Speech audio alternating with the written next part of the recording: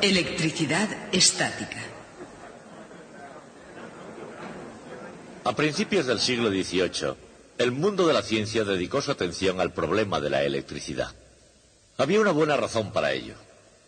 Hubo muchos científicos por entonces que ganaban su sustento dando conferencias, o bien como itinerantes que iban de ciudad en ciudad y hablaban ante cualquiera que hubiese comprado una entrada. O bien eran profesores universitarios. En ambos casos tenían que atraer al auditorio. Por supuesto, hoy los profesores tienen un público garantizado, pero eso se debe a la obligatoriedad del curso, que fue un invento muy posterior. En cualquier caso, aquellos científicos tenían que atraer al auditorio y con ese fin necesitaban hacer demostraciones ostentosas, y la electricidad era justamente perfecta para eso. Una demostración típica de esa época era conseguir a un pilluelo de la calle, un chiquillo de 8 o 9 años. Lo amarraban bien al techo con hilos de seda. Lo cargaban eléctricamente con una máquina electrostática y hacían que la gente le sacara chispas de la nariz. Yo quería haberles hecho esta demostración, pero todos los golfillos estaban ya ocupados. Así que en vez de eso tendré que hacerlo con estas cosas. Pero antes de ningún experimento, quisiera explicarles algunos principios sencillos de electricidad. Esta tarde quiero mostrarles algunas cosas insólitas con objetos comunes que usamos normalmente. Aquí tenemos a primera una vista, baraja. El profesor científico y el ilusionista en escena parecen tener poco en común. Cartas. 52, ¿las han contado? Y sin embargo, no hay duda de que cada uno de ellos podría aprender algunos buenos trucos del otro. Buscamos los dos reyes negros. No tenemos más que hacer así. A lo largo de las etapas de la historia, si una persona ejercía la ciencia o la brujería, dependía frecuentemente del punto de vista del observador. Muy bien. Un as rojo que, si no me equivoco, creo que está exactamente en la mitad del mazo. Por lo tanto, lo que tengo que hacer es cortar la baraja por la mitad. Muy bien. Tanto si se trata de pura ciencia como de pura trampa, los antiguos griegos se dedicaban a ella con pasión. Eran tan rápidos en la ciencia como en los deportes, y muy pronto hicieron un asombroso descubrimiento sobre la naturaleza de la electricidad. Una simple varita de resina. La froto sobre el conejo. Algunos materiales actúan como una varita mágica cuando se frotan con una piel de conejo y atraen pequeñas partículas de materia.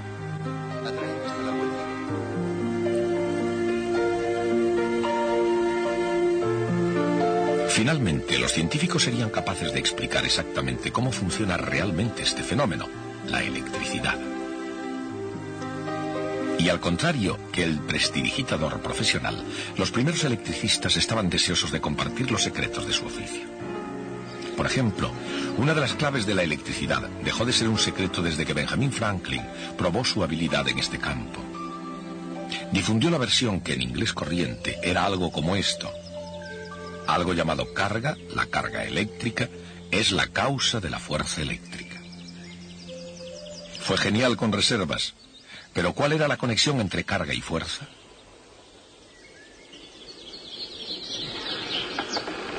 Tanto en la ciencia como en la magia, la elección del momento adecuado lo es todo. Y en Francia, Charles-Augustin Coulomb apareció con la respuesta.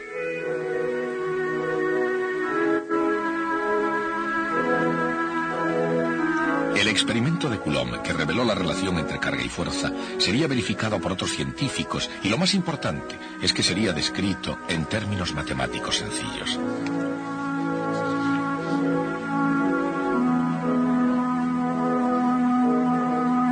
La ley de Coulomb establece que la fuerza eléctrica es directamente proporcional al producto de las cargas e inversamente proporcional al cuadrado de la distancia entre ellas.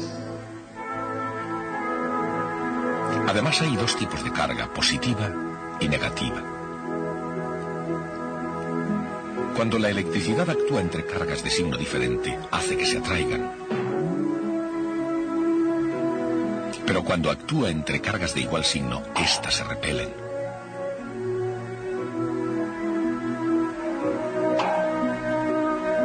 Conforme a la ley de Coulomb, la fuerza que dos cargas ejercen sobre una tercera es la suma vectorial de las fuerzas que cada una de ellas ejercería por separado. De hecho, las fuerzas ejercidas por cualquier número de cargas positivas y cargas negativas se suman como vectores. De manera que la fuerza total se sigue calculando según la ley de Coulomb. Adviertan que las cargas positivas están representadas en rojo y las negativas en azul.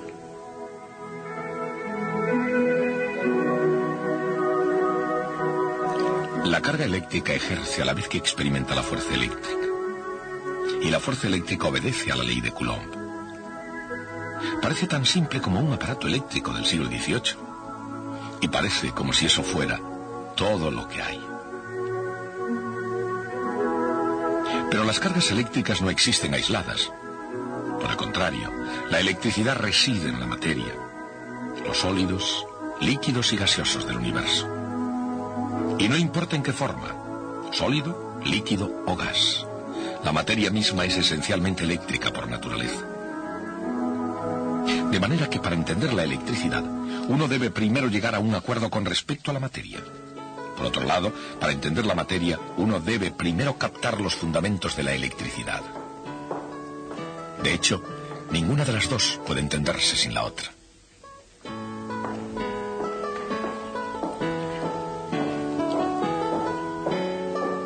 En su estudio, Franklin comenzó pensando en la electricidad como un fluido combinado de alguna manera con la materia.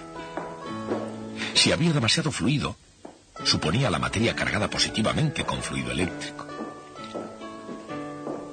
Si había demasiado poco fluido, suponía que la materia estaba cargada negativamente de electricidad.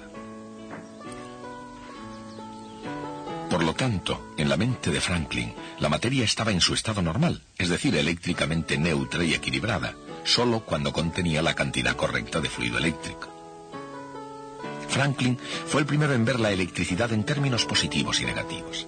Pero en lugar de ver dos tipos distintos de cargas, veía demasiada o muy poca cantidad del mismo fluido eléctrico. Y aquí está el dado. En buenas manos, el simple fluido eléctrico de Franklin se convirtió en dos tipos de carga eléctrica. Y de estos dos, otros dos.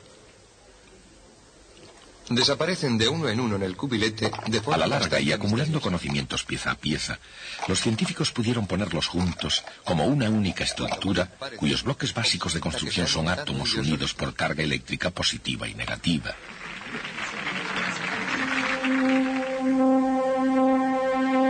En el centro de cada átomo hay un núcleo formado por protones y electrones. Los protones contienen su carga positiva. Los neutrones de los átomos no tienen carga, lo cual significa que son eléctricamente neutros. El núcleo, como en todo, está rodeado de electrones que tienen carga negativa. Y en conjunto cada átomo neutro tiene el mismo número de protones y electrones. La carga positiva de cada protón equilibra la carga negativa de cada electrón y están unidos por la fuerza eléctrica de atracción entre ellos. Desaparecen de uno en el cubilete de forma bastante misteriosa. Cuando vuelven a aparecer... Pero esta acción bastante especial de equilibrar, como cualquier otra acción, no siempre es perfecta. En realidad, no todos los átomos son neutros. Algunos tienen demasiados electrones o demasiado pocos, en cuyo caso reciben el nombre de iones. De hecho, los iones sodio con carga neta positiva y los iones cloro con carga negativa están unidos por la fuerza eléctrica formando los cristales de sal común. Pero ya sea que sus átomos estén ionizados o no, los sólidos, los líquidos o los gases, toda la materia del universo está unida por la fuerza de la electricidad. Con una simple moneda. Por ejemplo, y de todas las formas de materia, ninguna muestra los efectos de la electricidad más claramente que los metales. Por otra de oro macizo. Oro. La materia de la que están hechos los sueños.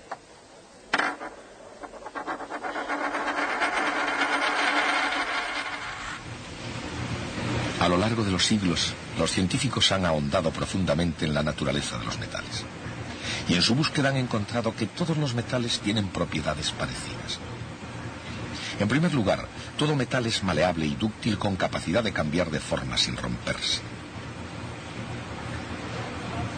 Otra propiedad secular es la del brillo, el grado con el que un metal luminoso refleja la luz. Durante mucho tiempo fue así. Pero en el siglo XVIII los científicos descubrieron otra propiedad común a todos los metales. Hoy se llama conductividad, la capacidad de conducir electricidad.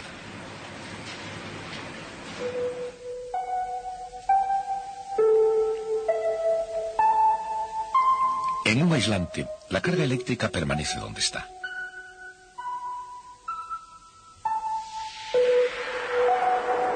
Pero en un metal se extiende instantáneamente, es decir, el metal conduce electricidad.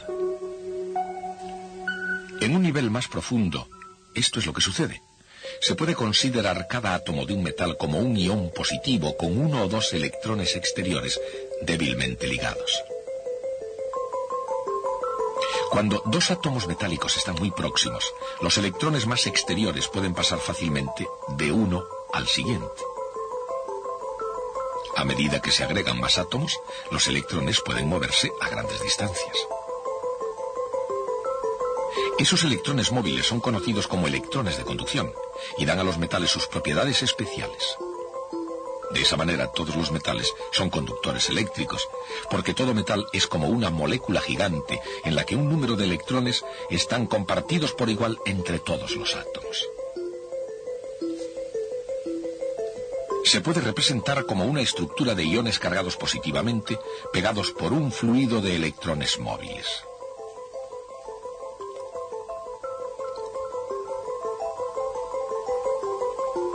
Si se coloca una carga positiva cerca de un metal, atraerá a los electrones móviles cargados negativamente hacia sí, haciéndolos acumularse en la superficie más cercana.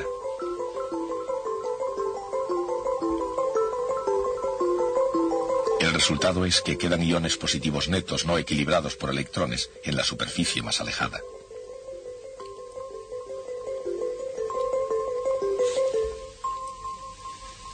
Cuanto más se acerca una carga eléctrica a un metal, mayor será la carga de signo contrario que se formará en la superficie cercana, y mayor será la carga del mismo signo que quedará en el resto de la superficie.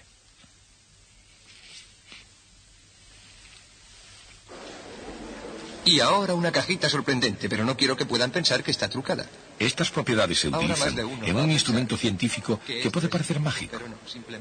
Se llama electroscopio de panes de oro. Ahora verán. Cuando una carga eléctrica se lleva cerca del disco de metal, la laminilla de oro se mueve alejándose de la varilla. Abajo. Flota. Una carga positiva cerca de la parte superior atrae cargas negativas, dejando carga positiva en el otro extremo de la varilla metálica. Y la laminilla de oro queda con el mismo tipo de carga. Y por supuesto, al tener el mismo tipo de carga, la varilla repele a la laminilla de oro.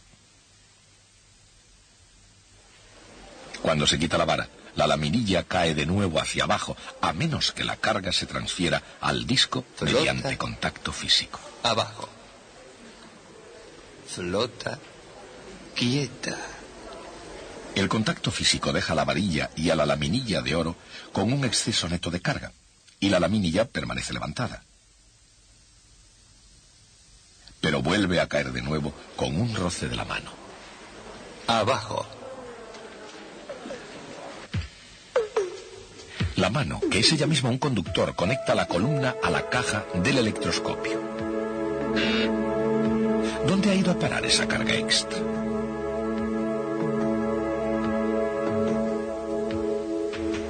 La caja del electroscopio está en contacto con la Tierra, que es una gran conductora en sí misma. Cuando se hace contacto, el electroscopio, como cualquier otro conductor, comparte su carga, liberando la mayor parte hacia el cuerpo más grande. Aunque en realidad solo los electrones negativos fluyen de un lugar a otro, el efecto es exactamente igual que si fluyera carga positiva en la dirección opuesta.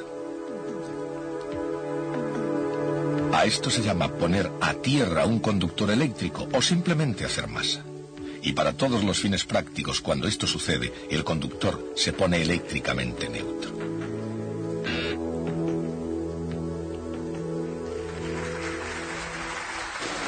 Gracias. Si este es el caso, ¿cómo puede algo llegar a cargarse en primer lugar? Puedo con mi magia hacer una varita de resina. Una forma es por fricción, lo que no sorprende a nadie que haya caminado sobre una alfombra seca y haya recibido una descarga. Pero hay medios más efectivos para cargar por fricción. 2, 3. He desarrollado una carga estática de modo que el papel se adhiere a ella como por magia.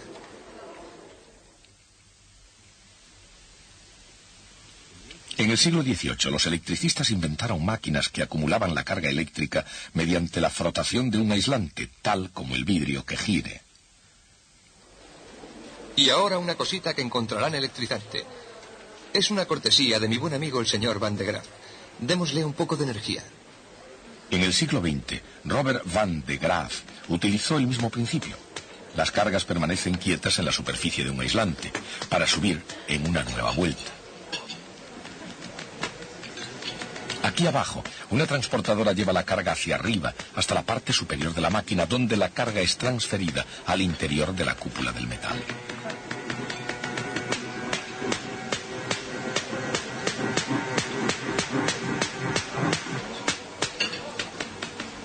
Como el metal es conductor, la carga se difunde y mediante ese proceso aumenta hasta que escapa en forma de una chispa y hace su viaje de vuelta hasta su antiguo hogar, la Tierra.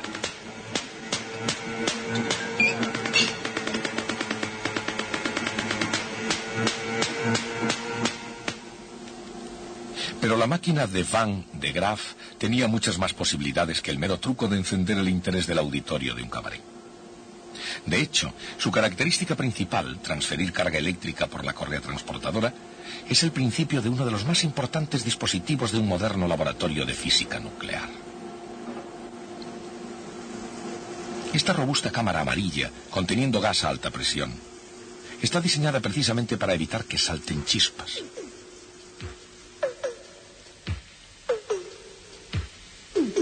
En el interior, y sin poder descargarse en forma de chispas, la correa transportadora acumula una enorme carga positiva en el terminal principal, en el centro. Mientras tanto, un ion cargado negativamente, en este caso un átomo de carbono con un electrón adicional, está siendo preparado para realizar un viaje extraordinario. Se pone en movimiento a causa de otras cargas negativas. Guiado por un campo magnético, da la vuelta a una esquina y es conducido por el centro del tubo por otro campo magnético. Pronto siente la fuerza de atracción debido a la carga positiva del terminal central. Acelerado por la fuerza eléctrica entre el ion negativo y el terminal positivo, el ion corre a gran velocidad hacia adelante hasta que una colisión con átomos de gas provoca el desprendimiento de algunos electrones, cambiando al ion de negativo a positivo. Nuevamente acelerado por la fuerza eléctrica, el ion continúa hacia su destino, que en este caso es una colisión nuclear entre carbono y un blanco consistente en helio.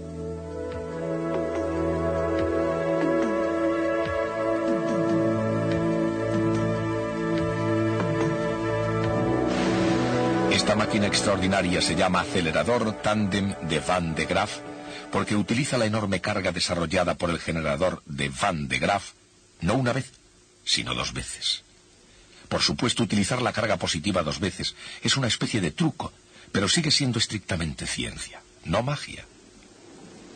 Y aunque las cintas transportadoras de Robert Van de Graaff son excelentes para acumular carga, la madre naturaleza siempre ha tenido en este sentido algunos trucos de su propia cosecha.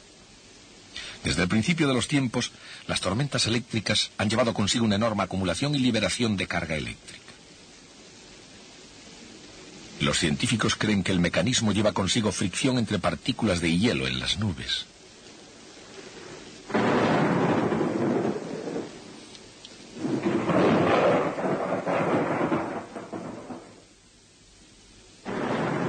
Pero la fricción no es el único modo por el cual se puede transferir carga. Pero si cargo el soporte... Esta placa de metal parece cargarse con solo tocarla. Notarán una reacción increíble. No es magia, pero hay un truco en ello.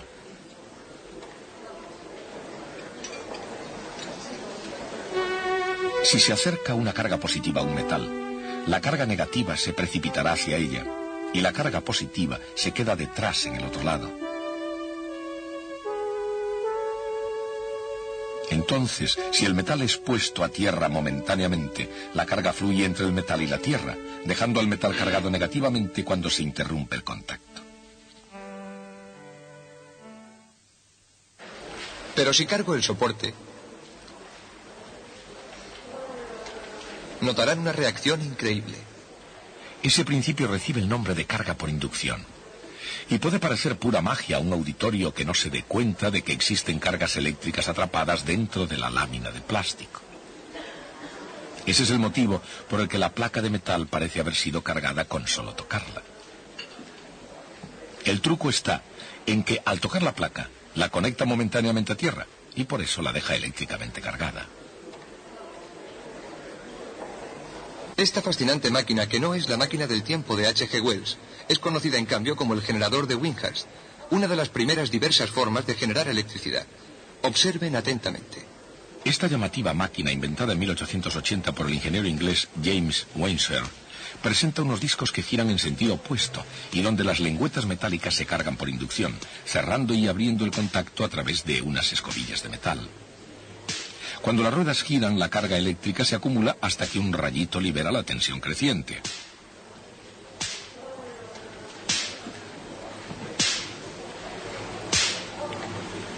Uno de los secretos del éxito de la máquina de Wenshaw es el dispositivo que utiliza para almacenar carga eléctrica. Es la botella de Leyden, llamada así por haber sido creada en la universidad del mismo nombre. El principio en que se basa esta botella es tan sencillo como el dispositivo mismo.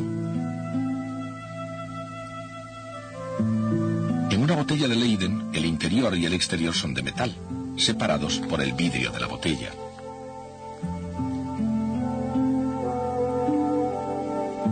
Si el interior está cargado mientras que el exterior está conectado a tierra, el resultado neto es igual cantidad de carga de signo contrario en ambos lados del aislante. Y esas cargas opuestas son mantenidas firmemente en su lugar por la fuerza eléctrica entre ellas. La botella de Leyden fue uno de los mejores trucos de los electricistas del siglo XVIII, quienes eran frecuentemente actores consumados. Por supuesto, el ilusionista moderno tiene algunos trucos propios y estos ilustran sobre todo la gran diferencia entre la magia y la ciencia. El arte del ilusionista es confundir los sentidos y crear misterio, mientras que la tarea del científico es desarrollar los sentidos y resolver los misterios. Una cabellera. Si esto les ha decepcionado, tal vez pueda transformarlo en el conejo que están ustedes esperando.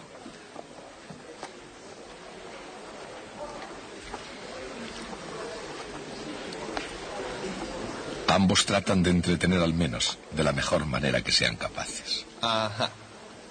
Damas y caballeros, un conejo vivo. Gracias.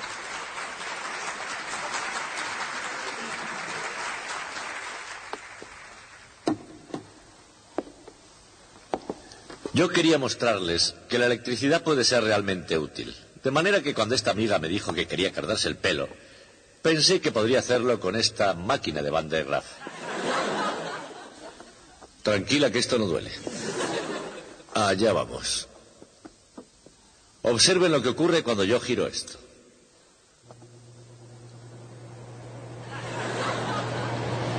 ¿Se dan cuenta? Es verdad que la electricidad puede poner los pelos de punta. Además, le sale barato, no le supondrá ninguna carga. Ya les dije que cuando terminara no habría carga alguna.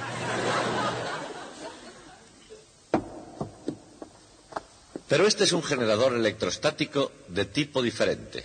Trabaja por inducción, cerrando y abriendo contactos. Su finalidad básica es una máquina de descarga. Su finalidad es emitir chispas. Voy a demostrárselo. Saben, creí que me darían un motor eléctrico para mover esta máquina, pero cuando leí la letra pequeña de mi contrato supe que tenía que mover la mano. Les mostraré cómo trabaja.